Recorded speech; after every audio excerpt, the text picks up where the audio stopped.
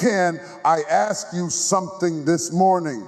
Can I challenge the very core of your heart today? Can you give your life for God? When we talk about surrendering to God, most people think it simply means lifting their hands during worship, whispering a prayer in the quietness of their hearts, or declaring with their mouths that they belong to Him. But true surrender goes beyond the motions of religion and the phrases of tradition. It reaches into the very fabric of your existence. It is not about giving God your leftovers. It is about placing your entire life, your heart, your mind, your desires, your future, and your will completely into His hands. When Jesus said, "Love the Lord your God with all your heart and all your soul and all your strength," He was not inviting you into partial devotion. He was demanding everything. Surrender is costly because it requires us to lay down our control and our agendas at the altar of trust. Surrender means you no longer live as though your life belongs to you. It means you stop fighting for ownership of your dreams and start yielding to the Creator who gave you breath. Too often we want God's blessings without giving Him our obedience. We want His favor without releasing our fears. We want His promises without letting go of our plans. But true surrender means you tell God, "Not my will, but yours be done," even when your will seems easier, safer, or more comfortable. It means you walk into the unknown with confidence, trusting that His way is better than your way. It is in that place of surrender that transformation begins, because God can only fill empty hands. As long as you hold tightly to your own life, you will never experience the fullness of His life. Think about Abraham, who was called to surrender his son Isaac on the mountain. God was not testing him to take away what he loved most. He was testing him to see if Abraham truly trusted Him above everything else. Abraham's willingness to lift the knife proved that he valued God more than his own flesh and blood. And in that moment of surrender, God revealed Himself as Jehovah Jireh, the God who provides. It was surrender that unlocked the blessing.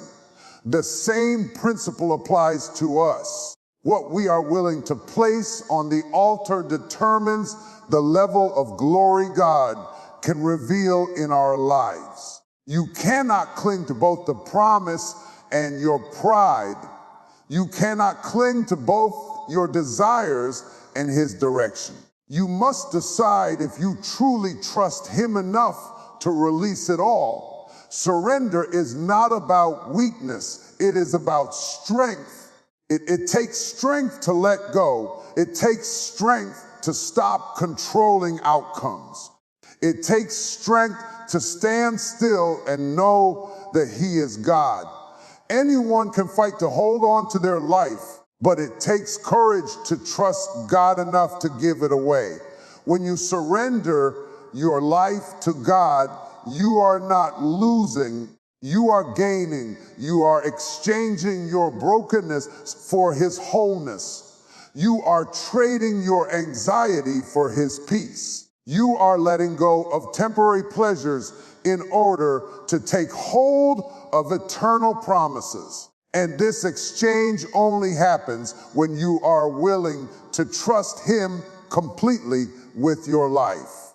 The problem with many of us is that we surrender in pieces. We say, "Lord, you can have my Sundays, but not my Mondays. You can have my heart, but not my habits. You can have my praise, but not my plans." Partial surrender is no surrender at all. God is not interested in fragments of your devotion. He wants your whole being. He wants the version of you that wakes up in the morning uncertain. He wants the version of you that wrestles with fear. He wants the version of you that struggles with sin. He wants all of you, not just the parts that you feel are presentable. Until you give him your whole life, you will always find yourself running in circles, asking why you don't feel complete, why your faith feels shallow, why your prayers feel unanswered. True surrender unlocks true intimacy with God. When you give him your life, he begins to shape it according to his purpose. The potter cannot mold the clay that resists his hand.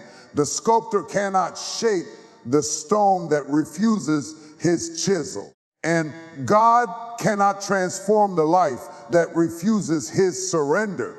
You were never created to carry the weight of control. That's why anxiety weighs you down. That's why fear consumes you. That's why pride blinds you, because you were not built to be your own savior. Surrender is not God's way of restricting you. It is his way of freeing you. When you lay it down, you find out that you thought what you was holding you together was actually holding you back. Think about Jesus in Gethsemane, the Son of God, sweating drops of blood, wrestling with the weight of the cross. He prayed, Father, if it be possible, let this cup pass from me. Even he felt the tension of surrender. But then he said the words that changed eternity. Nevertheless, not my will, but yours be done. That is the heartbeat of true surrender. It is not about what feels easy. It is about what fulfills God's plan. And if Jesus, being fully God and fully man, had to surrender his will to the Father, how much more must we surrender our lives to him? Surrender does not happen in a single moment. It is a lifelong journey. Every day you wake up with the choice. Will I live for myself or will I live for God? Will I chase my desires or will I chase his purpose? Will I fight to control or will I rest in his sovereignty? The daily choice to surrender will test you, stretch you, and sometimes break you, but it will also build you. It will birth character, deepen faith, and awaken a strength you never knew you had, because surrender is not just about letting go. It is about making room for God to take over. You cannot give him your life halfway. He is not asking for an accessory to your existence. He is asking for the foundation of your existence. He wants to be the center, not the side note. He wants to be the priority, not the afterthought. And when you finally reach the place where you can say, Lord, all I am and all I have belongs to you, that's when you discover the power of true surrender. It's when you discover that the life you give up was never as valuable as the life he gives back. Obedience to God is one of the most powerful demonstrations of faith, and yet it is also one of the most difficult challenges we will ever face. It is easy to talk about faith. It's easy to sing about faith, but obedience is where faith is proven. Obedience does not happen in comfort. It is tested in sacrifice. God does not measure the depth of our love for him by how loud we shout in worship or how eloquent our prayers sound. He measures it by how far we are willing to go in obedience when it costs us something. Obedience is not for the faint of heart because it requires laying down what you want in order to take hold of what he wants. When God gives an instruction, he rarely aligns it with our comfort. His commands often stretch us beyond our logic, beyond our desires, and beyond our pride. When he told Noah to build an ark, there had been no rain. When he told Abraham to leave his homeland, there was no map. When he called Moses to confront Pharaoh, there was no army behind him. When he asked Mary to carry the Son of God, there was no explanation that made sense to the people around her. Every act of obedience came with a price of ridicule, misunderstanding, sacrifice, and risk. But on the other side of obedience was destiny. On the other side of obedience was salvation. On the other side, obedience was glory. That is why obedience matters, because it is the bridge between your now and your next, between your problem and his promise. The challenge with obedience is that it collides with human pride. Pride wants to do things our way. Pride wants the spotlight, the control, the applause. Pride says, I know what's best for my life. But obedience requires humility. It requires bowing your will to God's will. It requires trusting that his plan is greater than your understanding. That is why Jesus said, if you love me, keep my commandments. Love without obedience is empty. To say you love God but refuse to obey him is to live in contradiction. Obedience is the true test of love because it reveals the posture of your heart. Sometimes obedience means walking away from people who no longer align with God's purpose for your life. Sometimes it means releasing habits that bring temporary pleasure but permanent bondage. Sometimes it means letting go of opportunities that look good on the outside, but are part of God's divine plan for you. Obedience can be painful because it will strip you of things you thought you needed. It will challenge your comfort zones and force you into places of vulnerability. But in those uncomfortable places, God begins to reveal himself in ways you never imagined. Think of Peter stepping out of the boat when Jesus called him to walk calm water. It made no sense. Logic said he would sink. Experience said it was impossible. Fear said to stay inside. But obedience said step out. The miracle didn't happen while Peter was sitting in the boat. The miracle happened in his willingness to obey. It is the same in your life. You will never see the fullness of God's power until you are willing to step into obedience that stretches you beyond comfort. Obedience is not about understanding the whole picture. It is about trusting the one who holds the picture. We often delay obedience because we want detail, but God doesn't work through explanations. He works through instructions. He told Abraham, go to a land I will show you. He didn't show him the land first. He simply gave a command. Too many of us are waiting for clarity before we obey. But God is waiting for obedience before he releases clarity. The blessing comes after the step, not before it. There is also a weight to disobedience. Every time God gives an instruction and we choose to ignore it, we delay our own destiny. Jonah tried to run from God's command, and his disobedience led to a storm He thought obedience was too costly, but disobedience nearly cost him his life. The truth is, disobedience will always cost more than obedience. Disobedience robs you of peace, joy, and opportunities that God designed for you.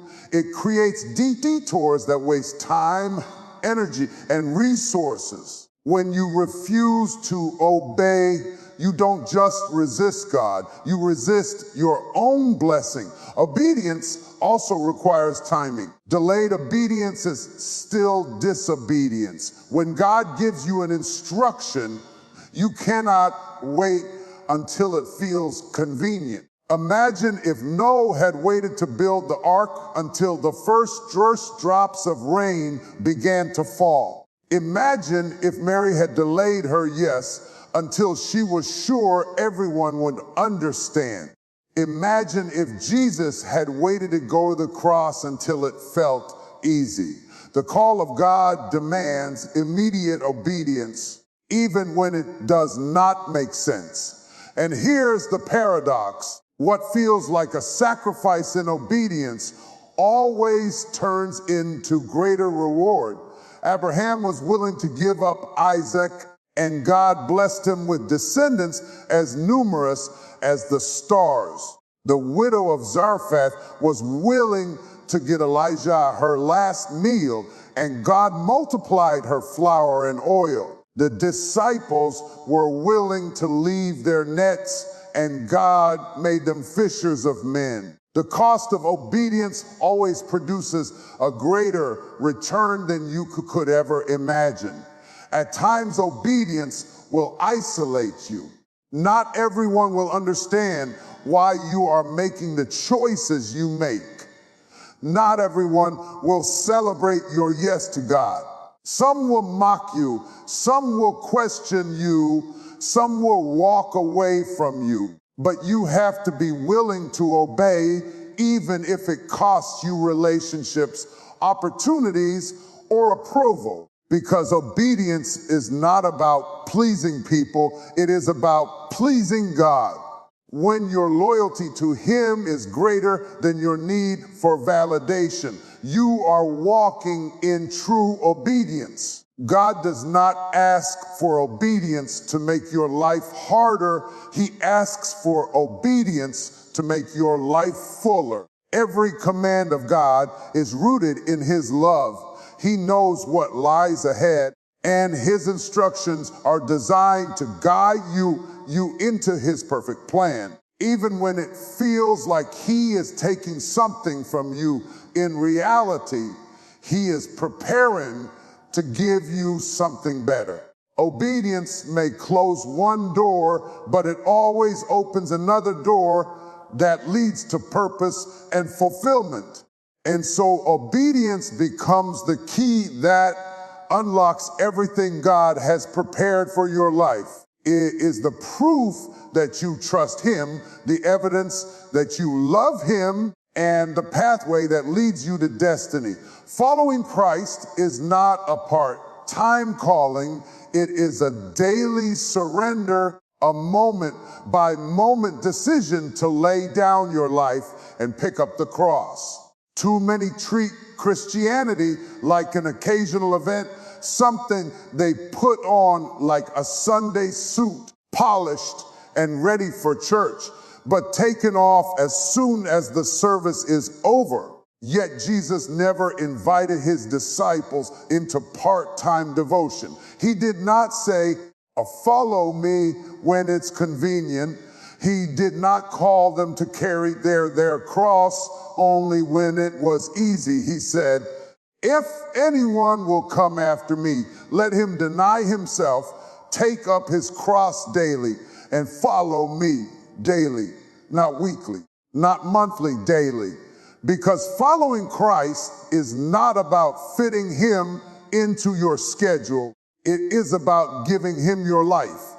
A daily death is not glamorous, and it is not easy. It means waking up and choosing to deny the voice of your flesh when it cries out for control. It means silencing the voice of pride when it demands recognition. It means rejecting the lure of sin when it offers quick satisfaction. Every day, the cross confronts us with a choice. Will you live for yourself, or will you live for Him? Will you pursue your comfort, or will you pursue His call? That choice is not made once at an altar. It is made in the quiet struggles of everyday life. It is made in how you handle offense, how you treat people who wrong you, how you respond when no one is watching. Paul said, I die daily. He understood that following Christ meant crucifying his own desires again and again. He did not put his trust in yesterday's surrender because each new day presented a new battle. The enemy doesn't stop attacking, so you cannot stop dying to yourself. There is no spiritual autopilot where you can coast through life without resistance. To follow Christ is to constantly put to death the parts of you that resist God's will so that His life can rise within you. This is why discipleship feels heavy. The cross is not a piece of jewelry to wear around your neck. It is an instrument of death. The cross was where the flesh was nailed, where pride was crushed, where sin was put to shame. When Jesus calls you to carry your cross, He is not calling you to decoration. He is calling you to crucifixion. To follow Him is to lay down every ambition, every excuse, every idol, every distraction. And yet, though it feels like death, it is the pathway to life, because when you die to yourself, you make room for His Spirit to live through you. Look at the disciples. They left their nets, their businesses, their families, their comfort zones. Matthew left the tax booth. Peter left the boat. James and John left their father's business. None of them followed Jesus part-time. They walked away from everything to pursue Him fully.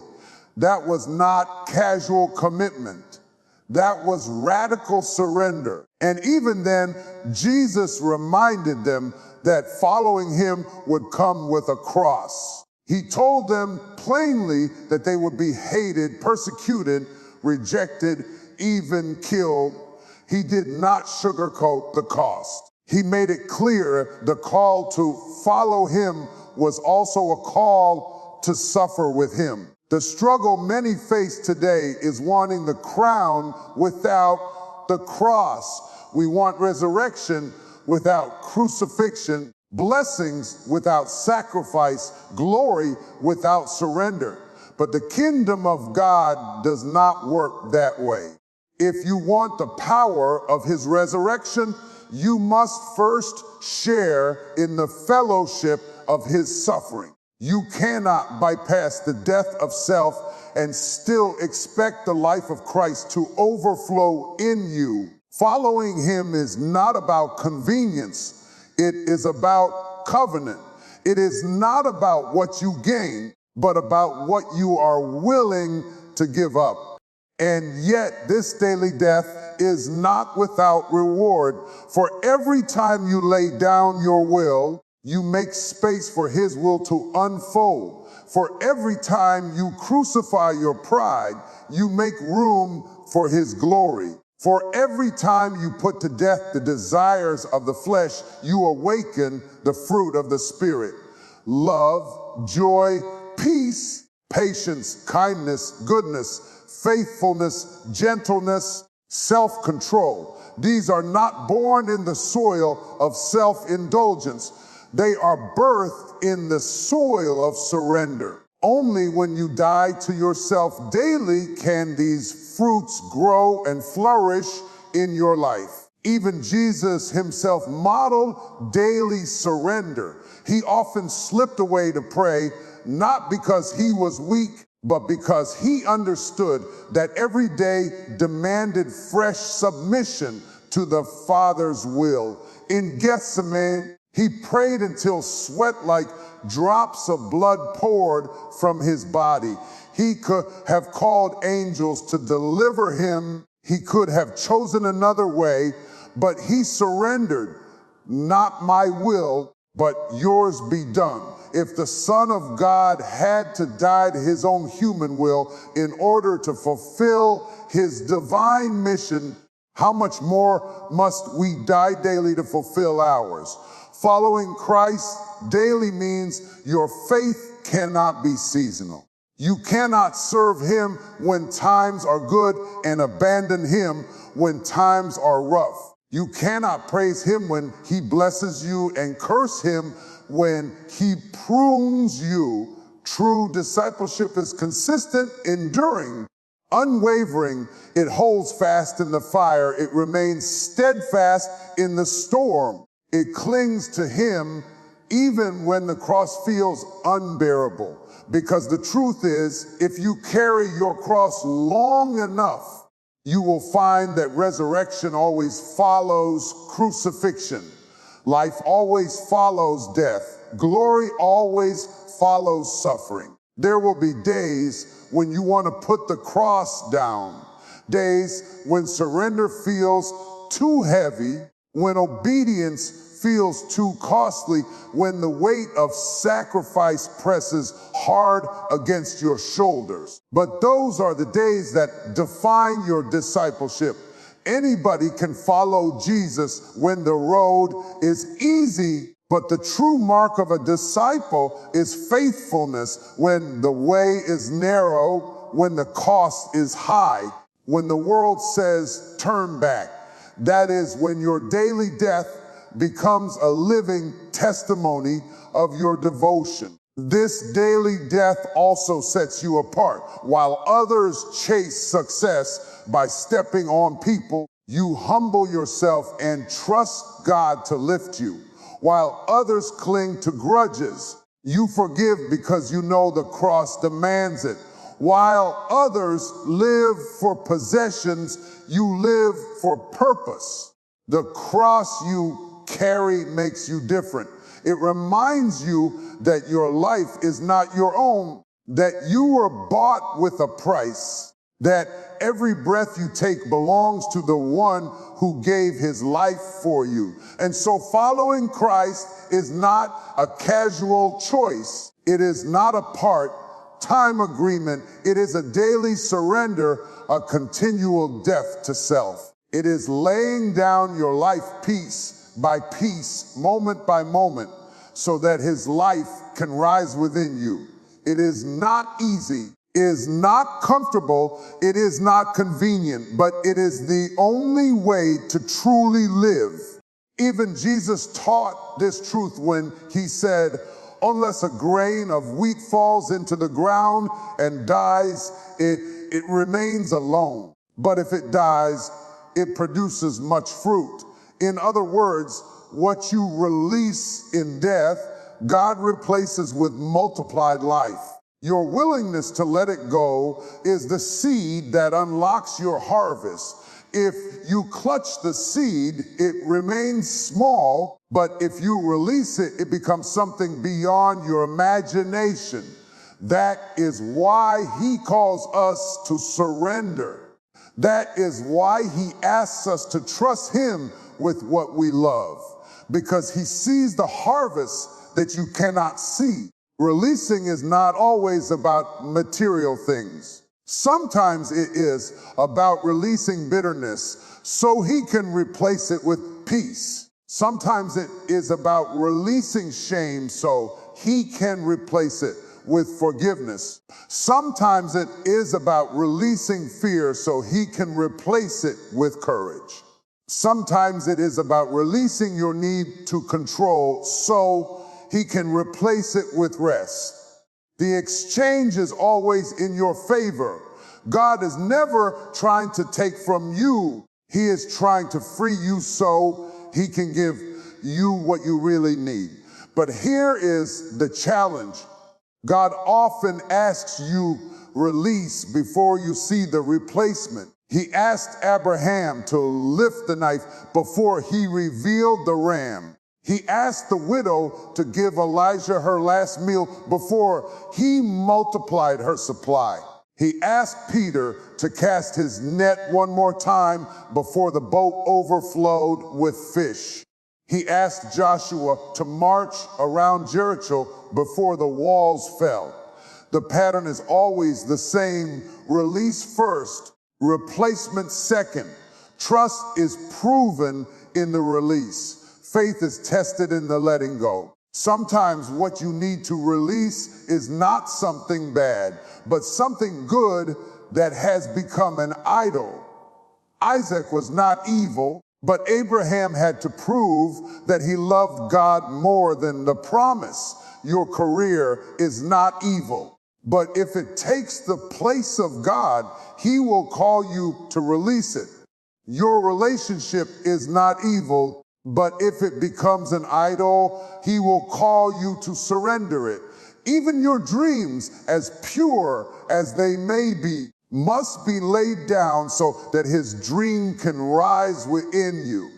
Anything that takes the throne of your heart must be released, because only God belongs there. When you hold on to something too tightly, you live in fear of losing it. But when you release it to God, you live in the freedom of knowing he holds it. Release breaks the chains of fear, because fear cannot control what you have already surrendered. Release silences the enemy, because he cannot threaten you with what you no longer cling to. Release disarms anxiety, because you no longer live trying to hold everything together. You trust the one who holds all things in his hand. And the beauty of release is that what God replaces is always better than what you let go. He replaces brokenness with wholeness. He replaces despair with hope. He replaces weakness with strength. He replaces temporary pleasures with eternal treasures. He replaces the plans you thought were perfect with a destiny you never imagined. That is the power of the divine exchange. You give him ashes, he gives you beauty. You give him mourning, he gives you joy.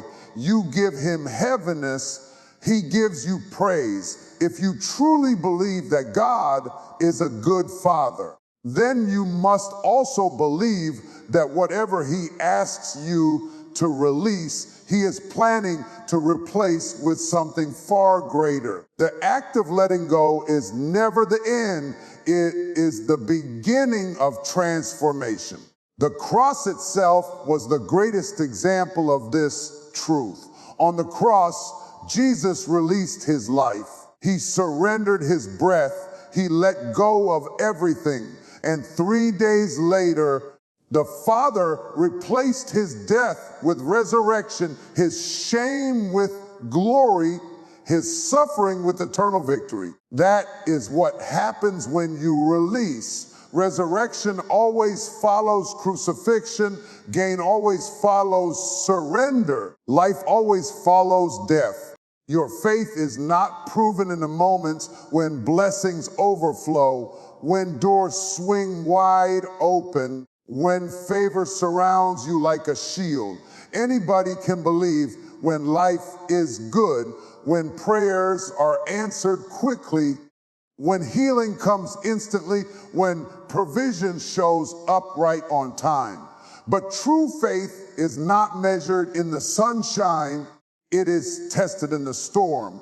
It is proven when everything you thought you could count on begins to crumble, when God is silent, when the path is unclear, when the weight of the trial presses you to your knees. That is where faith is refined. That is where surrender is revealed. That is where you find out if you trust him for who he is or only for what he gives. Faith is not about convenience. It is about conviction. When Job lost everything, his wealth, his health, his children, he stood in the ashes of brokenness and declared, though he slay me, yet will I trust him. That is faith, faith that holds on when logic says let go. Faith that worships when everything in you wants to weep. Faith that believes God is still good even when life feels cruel. Faith that chooses surrender even when surrender costs you everything you thought you needed to survive. Trials reveal the foundation of your faith. Jesus spoke of two men who built houses, one on the sand and one on the rock. Both houses looked strong until the storm came. The storm revealed the strength of the foundation. In the same way, your trials will reveal whether your faith is built on shallow emotion or deep surrender. If your faith depends only on blessings, then the moment blessings stop flowing, your faith will collapse. But if your faith is anchored in God Himself, His character, His word, His promises, then no storm can shake you, no trial can break you, no fire can consume you. Surrender in the middle of trials does not mean you stop feeling pain. It means you stop fighting His will. It means you stop demanding explanations and start trusting His wisdom. It means you stop clinging to what wasn't, start believing in what He is doing, even if you cannot see it yet. Shadrach, Meshach, and Abednego stood before the fiery furnace and declared, our God is able to deliver us. But even if He does not, we will not bow. That is the faith of surrender, a faith that does not place conditions on God, a faith that is not built on outcomes but on obedience, a faith that says, Lord, whether you bring me out or not, I am yours. There is something about fire that refines. Gold cannot be purified without heat.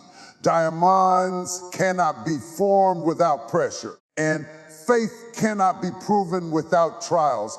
The furnace is not designed to destroy you. It is designed to refine you. Every time you surrender in the fire, your faith grows stronger. Every time you trust God in the storm, your roots go deeper. Every time you worship in the wilderness, your heart becomes purer.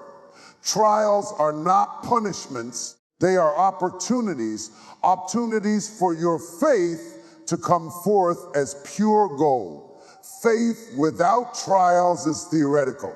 It is easy to talk about faith, to sing about faith, to preach about faith, but until you walk through the valley of the shadow of death, until you face giants bigger than your strength, until you stand at Red Seas with no way forward and no way back, you do not truly know the power of surrendering faith. It is in those impossible places that God shows Himself strong. It is in those hopeless situations that His glory is revealed.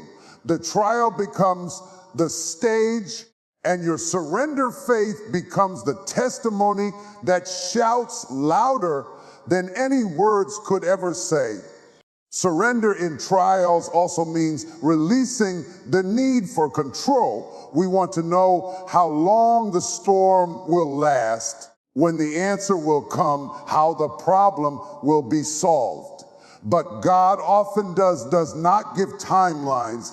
He gives promises. He does not always explain the process, but He assures the outcome. He says, when you pass through the waters, I will be with you. He does not say the waters will not rise. He says you will not be alone. He does not say the fire will not burn. He says you will not be consumed. The presence of the trial is not the absence of God. It is the place where his presence is most powerful. Think about Paul and Silas in the prison cell, chained, beaten, humiliated, their future uncertain. Yet at midnight, they sang praises to God. Their faith was not shaken by their pain. It was revealed in their surrender. They did not wait for freedom to worship. They worshiped while bound. And in that surrender, the power of God shook the foundations of the prison, broke the chains, and opened the doors.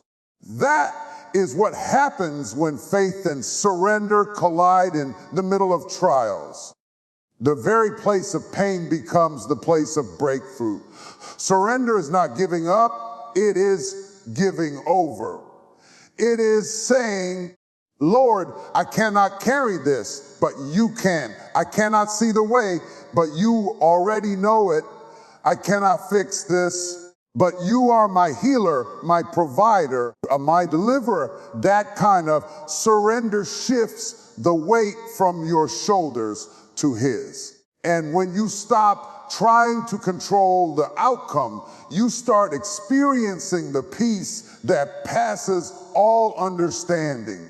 Peace that does not make sense to the world. Peace that shows up in hospital rooms, in financial crises, in broken relationships. Peace that anchors you when everything around you is shaking. Your faith is proven not when you escape the fire, but when you endure it with unwavering trust. It is proven when you stand in the middle of the storm and declare that God is still sovereign.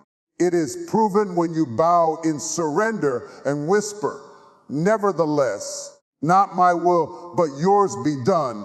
Every time you make that declaration, heaven hears it, hell trembles at it, and your faith grows because of it. Faith that has never been tested cannot be trusted.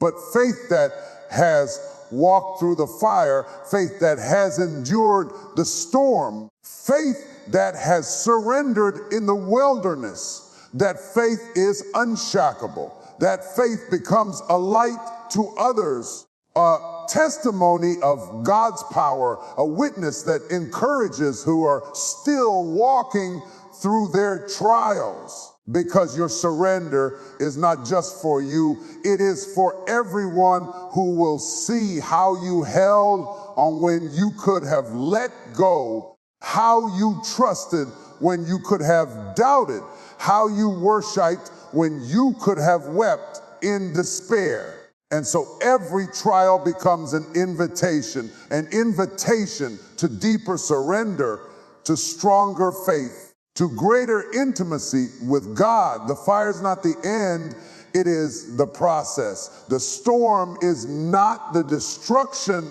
it is the refining. And your faith, though tested, emerges stronger, purer, and more powerful than before. The question is not, what can God do for you? The question is, can you give your life for him? For too long, we have approached God with our hands open, asking, Lord, bless me, provide for me. Lord, open doors for me. And while God is indeed a provider, while he is indeed a healer, while he is indeed a miracle worker, the heart of the gospel is not about what he can give you. It is about what you are willing to give him. The call of Christ was never, come to me and I will make your life easier, Bob. The call was, deny yourself, take up your cross and follow me. It was an invitation to sacrifice, to surrender, to lay down everything for the sake of the kingdom.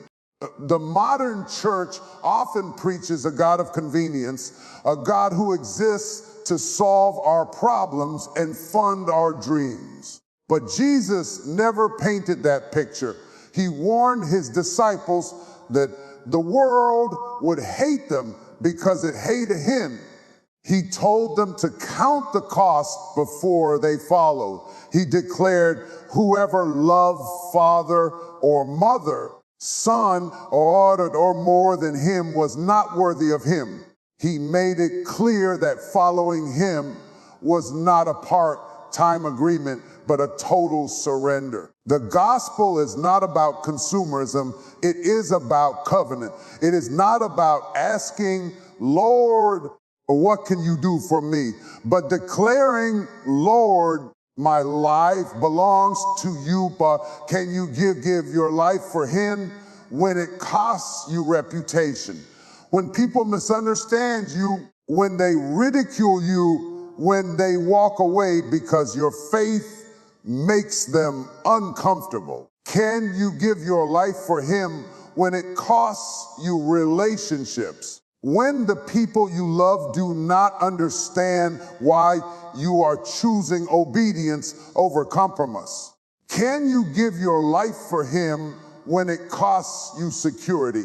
When you are called to walk away from comfort, from opportunity, from stability in order to pursue his calling? These are the real questions of discipleship. Think of the apostles. Peter left his nets. Matthew left his tax booth. Paul gave up prestige and power. Most of them gave their very lives for the sake of the gospel.